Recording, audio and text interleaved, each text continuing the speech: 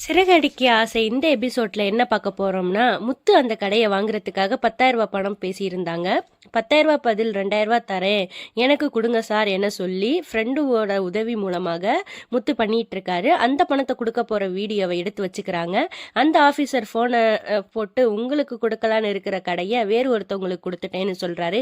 இல்லை சார், நான் தான் 12,000 ரூபாய் கொடுத்துருக்கேனே, 20,000 ரூபாய் கொடுக்குறேன் அப்படின்னு சொல்றாரு. பணத்தை கொடுக்கறத எடுத்து வச்சிருந்த வீடியோவை அந்த சார்கிட்ட போட்டு காத்துறாங்க. இதை பாருங்க அப்படின்னு சொல்றாங்க. நீங்க இந்த கடையை எனக்கு கொடுக்கலனா இந்த வீடியோ எங்கெங்கெல்லாம் போகும் தெரியாது, பார்த்துக்கோங்க சார் அப்படின்னு சொல்றாங்க. அதுக்கு அந்த ஆஃபீஸர், தம்பி இப்படியெல்லாம் பண்ணிடாதப்பா, அந்த கடையை உனக்கே ஓகே பண்றேன் அப்படின்னு சொல்றாரு. இந்த வீடியோவை டெலீட் பண்ணிருங்க அப்படின்னு சொல்றாரு. முத்து இந்த நல்ல விஷயத்த மீனாவுக்கு சொல்லலான்னு ஃபோன் பண்றாங்க. மீனா ஒரு நல்ல விஷயம் சொல்றப்ப மீனா அழுகுறாங்க. இங்க ஒரு ஆர்டருக்காக பூ கொடுக்க வந்தேன், வெளியே வண்டியை நிறுத்தி வச்சிருந்தேன், அந்த வண்டியை காணோங்கன்னு சொல்லி அழுகுறாங்க.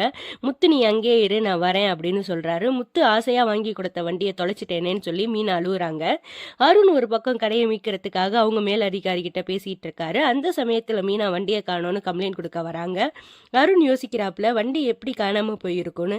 இதை பத்தி உங்க கருத்து என்னங்கிறத மறக்காம கமெண்ட் பண்ணுங்க. நம்ம சேனலை ஃபாலோ பண்ணிக்கோங்க. Thank you friends.